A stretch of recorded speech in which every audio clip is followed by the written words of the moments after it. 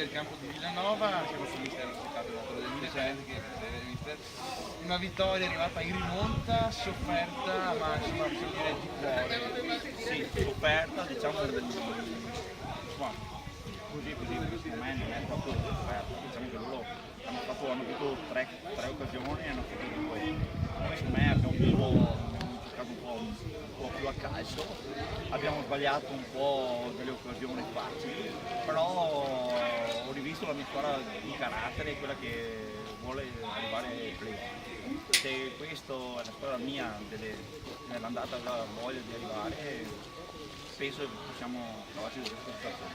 Adesso in verità possiamo dire che è tutto nelle vostre mani. Esatto, ma come la Coppa Veneto, era sulle nostre mani anche la Coppa Veneto. Il campionato è come sempre sulle nostre mani.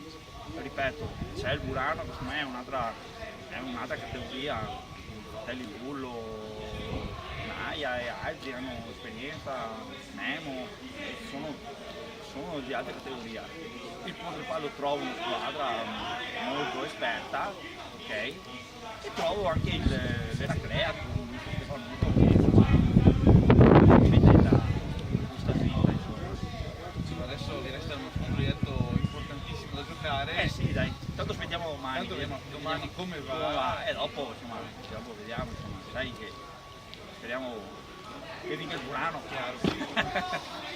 Anche per gli miei amici franceschi mi dispiace, però. Saresti a meno 3 contro dietro da giocare. In casa vostra.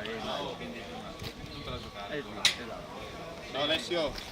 Grazie mille. Grazie.